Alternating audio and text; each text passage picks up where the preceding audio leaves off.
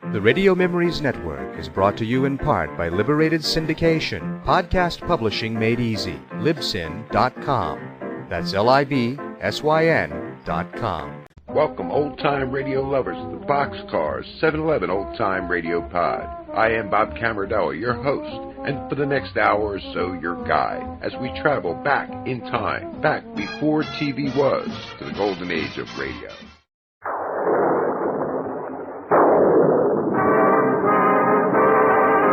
Out of the night, when the moon is bright, comes the horseman known as Zorro. This morn when the gate starts to beat with his sleigh, a Z that stands for Zorro. Zorro, the lot so cunning and free.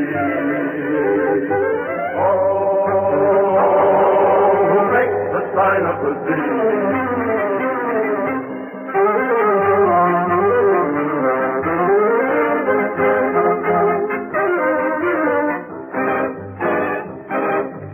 He is polite, but the wicked take pride when they catch the sight of Zorro. He friend of the weak and the poor and the meek. It's very unique, Senor Zorro. Zorro, the thoughts so cunning and free. Zorro, who makes the sight of the sea. Zorro.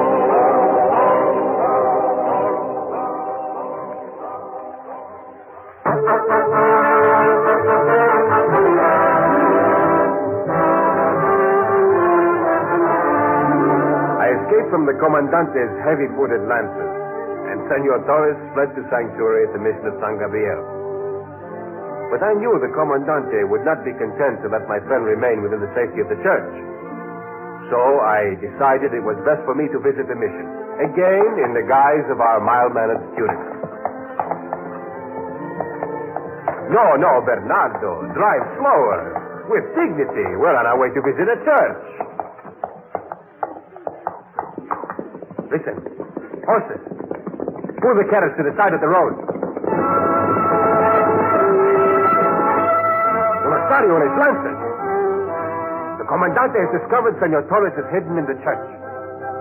Surely even a tyrant such as he would observe the sanctuary of the mission. Or would he?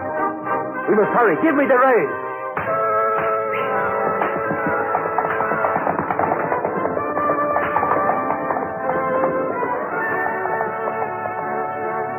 Senor Torres and Padre Felipe were in the mission orchard, unaware that the Comandante and his men were approaching. What excellent oranges, Padre Felipe. And you should be very proud of your work with the Indians. I am, Senor Torres. At the Mission San Gabriel, we have the finest Indians in the world. They're the ones who'll make a garden out of this place if we just show them how. And now they have the first crop of fruit that hasn't been struck by frost or stolen by pests. Padre Felipe, why does the bell ring at this time of day? It's a warning. And look, those clouds of dust. It must be Monasterio and his men. Hurry, to the church. I will try to delay them.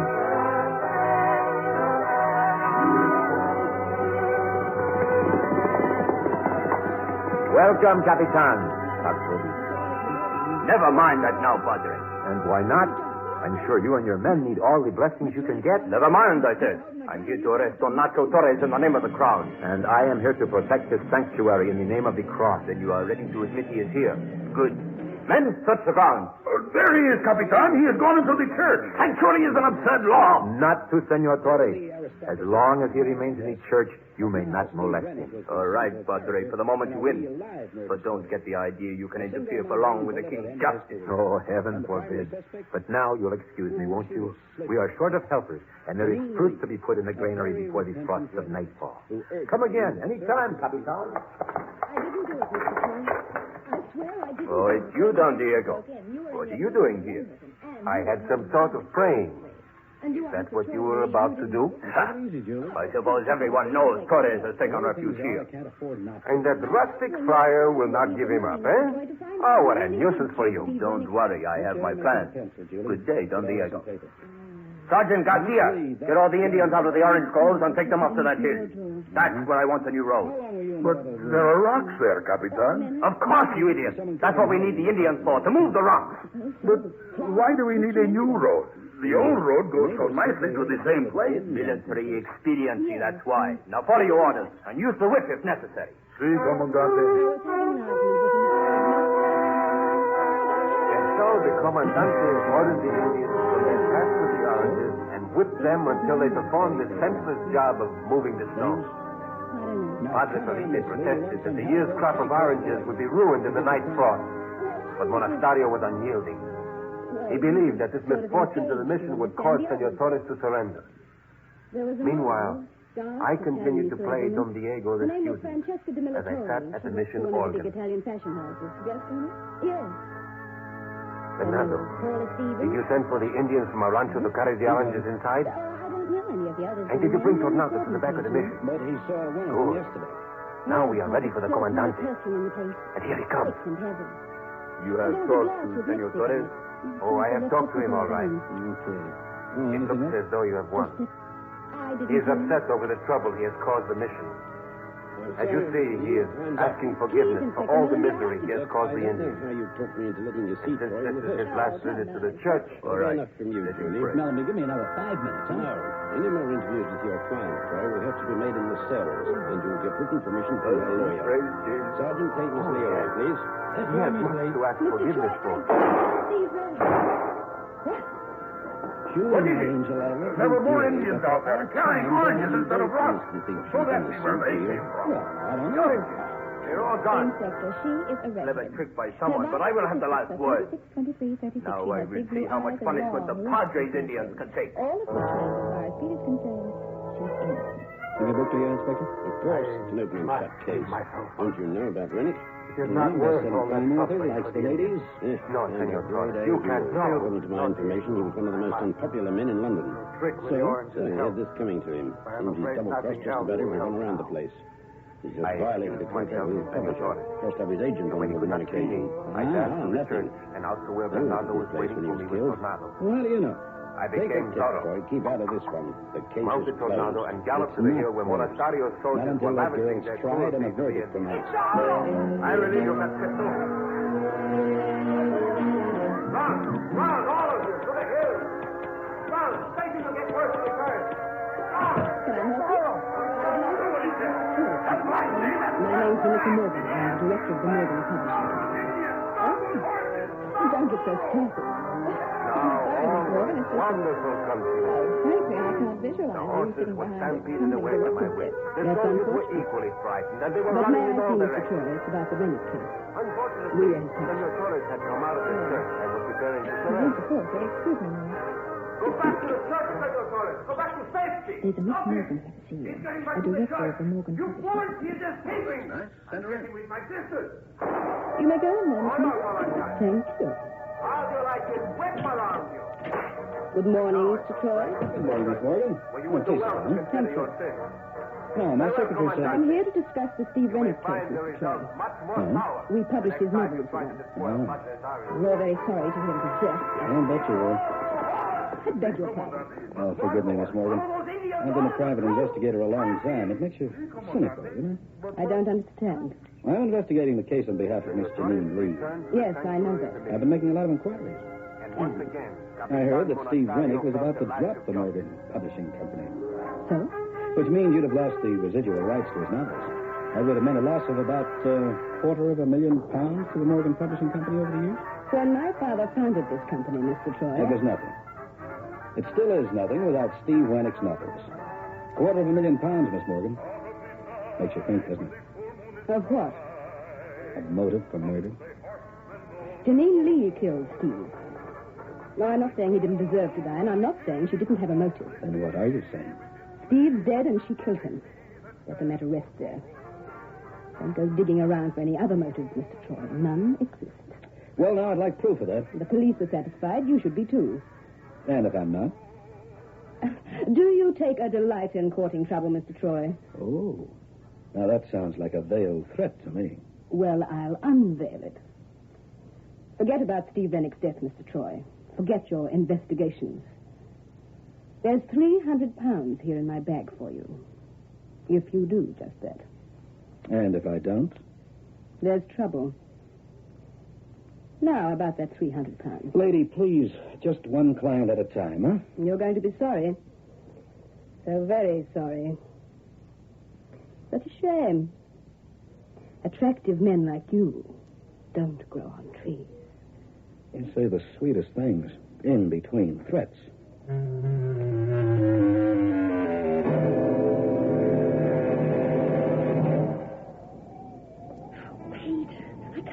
Heights, and I'm darn sure this fire escape isn't safe. Now, just hold tight, Julie. I'll have this window open in a minute.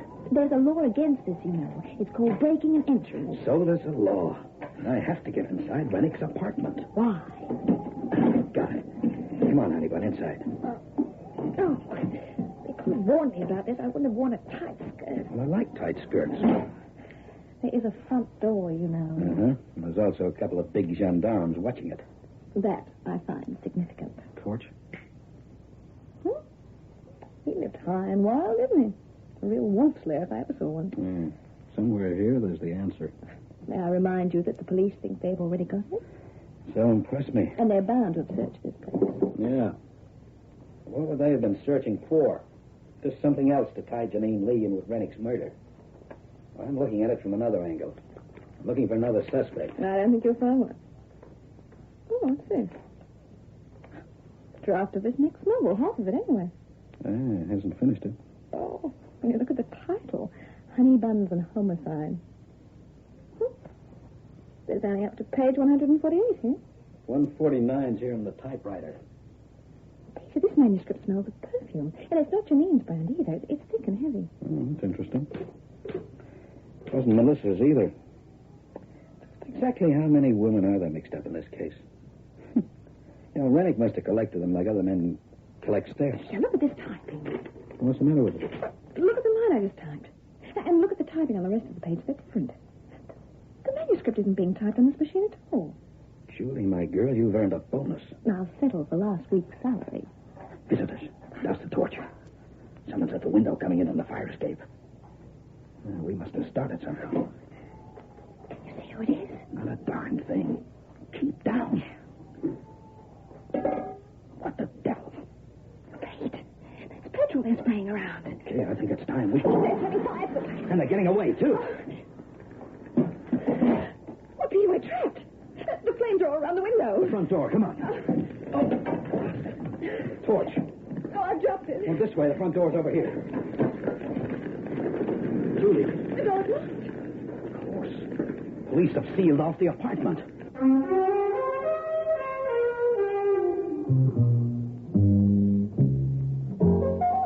You can be certain of one thing. This definitely wasn't Be Kind to Peter Troy week. Maybe that intruder knew we were there, maybe he didn't. Either way, it didn't make much difference. Steve Rennick's apartment had to be destroyed. And, brother, a petrol fire is a good way of destroying anything, including yours truly, plus private secretary. In just 2 minutes, that whole place was a raging inferno. The flames cut off our retreat to the window and fire escape.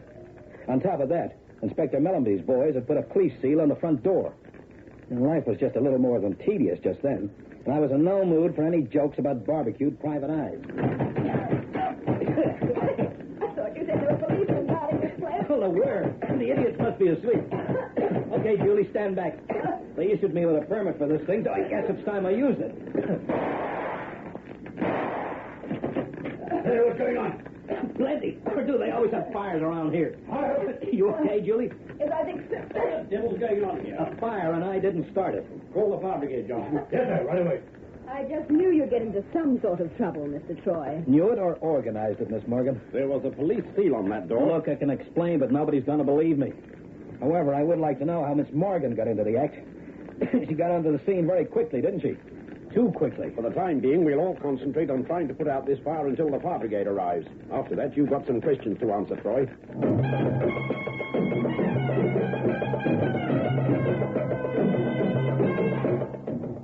You expect me to believe a cock and bull story like that, Troy? Yes.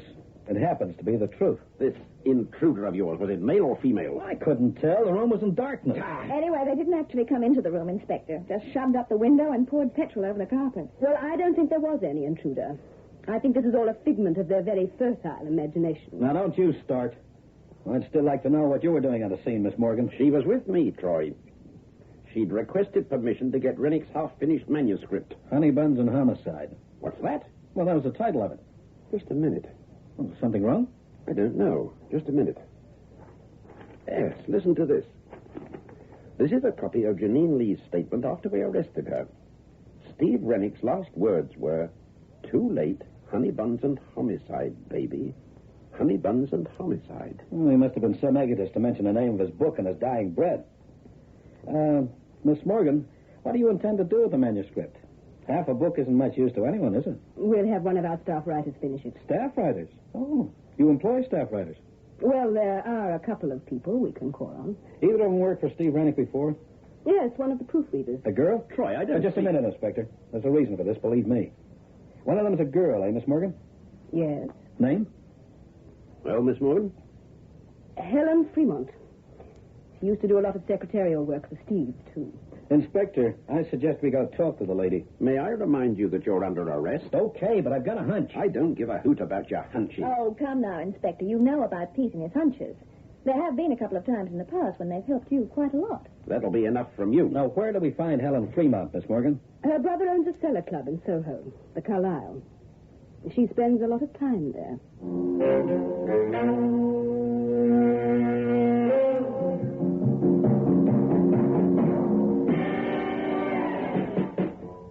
I'm sorry, Mr. Troy. We don't open till 6. I'm not a customer, Mr. Fremont. I just wanted to have a chat with your sister. Helen is here, isn't she? Who wants to know? Peter Troy. Just tell her it's about Janine Lee and Steve Rennick. She'll understand. Now, look. Tell her. I'll be watching you, Troy. You do that.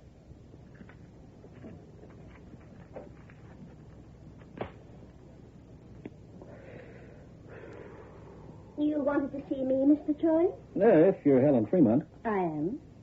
You know what I like about this case? It's just oozing with pulchritude. You know what pulchritude means? It means feminine glamour. Then, of course, you know what the word means. After all, you're a writer, aren't you? Hardly. Oh, but I hear different. What do you want? The truth. I found it's an elusive thing. Much more elusive than that perfume you're wearing. What are you driving at, Mr. Troy? Didn't anyone ever tell you about that perfume, Helen? It doesn't become you at all. It's too, thick and heavy. And it's like a trademark. What do you mean? Rennick's apartment reeked of it the night he was killed. The manuscript of his half-finished novel reeks of it, too. What are you talking about? Honey Buns and Homicide. And I don't mean the title of his book, either. Hurry? Trouble? I think there's going to be. You'd better tell that fella to keep away from me. I don't like his face. I'm liable to want to change the shape of it. Why, you... If you see what I mean. You want to get away with it? No, Harry, we don't want any trouble. Yeah, but... What do you want with me, Troy? Confession. This isn't a joke, Miss Fremont. You killed Steve Rennick. Did I? Tell me about it. First, I'll tell you this. Steve Rennick was no writer. In his whole life, he only wrote one book, the first one. It caught the public's eye, and it was a bestseller. But he couldn't maintain the standard. Well, his name was made, but he just didn't have the talent to write another novel. Then who wrote the others? You did. You were his ghostwriter. Oh, don't deny it. Melissa Morgan spilled the beans down at Scotland Yard. All right, so I won't deny it. I wrote all Steve's books after that first one. But that doesn't mean I killed him. Doesn't it? All right. Let's look at the facts for a minute. Now, it had to be someone who knew their way around Steve's apartment. Someone who knew where everything was kept.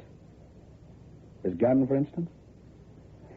Just before you pulled that stunt with the petrol and matches, I was searching his apartment. Now, he kept his gun in his bureau drawer. And it was locked. So? So, apart from Steve, only one other person would have the key to that drawer. The girl who was not only his ghostwriter, but his part-time secretary. You. That's not evidence. Now, coming back to that fire. Now, the person who broke in through that window didn't even use a torch, and the room was pitch black. Therefore, the intruder knew her way around. Knew where every stick of furniture was. You're the one that fits. And then we come to the reason behind the fire. Oh, yes, the fire.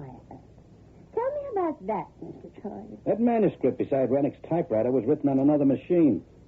Now, that's logical, isn't it? Of course. As I wrote the books, it's obvious that the manuscripts would be written on my own machine. Right. Page 149 was in the roller of his machine. He always kept the last page in his typewriter so that any visitor would assume he was working on it. Oh, that's so. But then again, on the sideboard next to the front door, we found the remains of some more of the manuscript.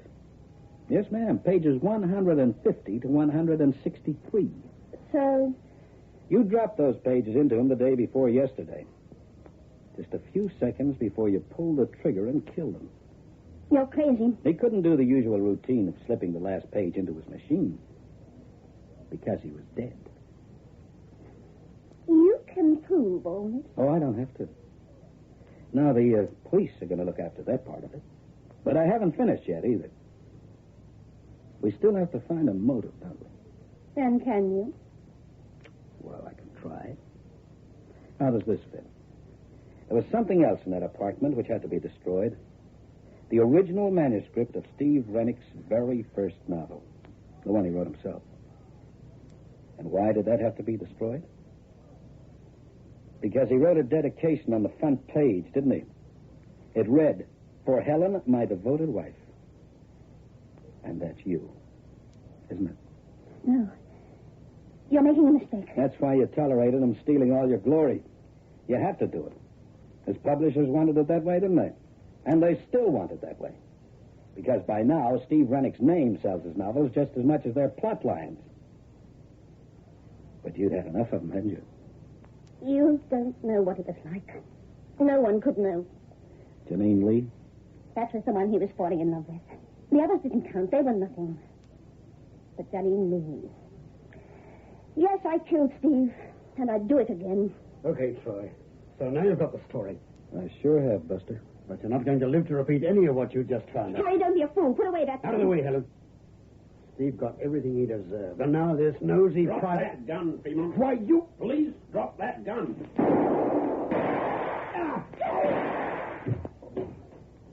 Oh, I meant to tell you, Ellen. The police came in here with me. They had to. You see, I'm still under arrest for unlawful entry. Oh, Careful, Troy. It's okay, Inspector. You only got him in the shoulder. Did you get all that? Yes, the sergeant got it all down in shorthand. All right, you'll have to come with us, Mrs. Rennick. You too, Fremont. Mrs. Rennick. No one's called me that in a long time.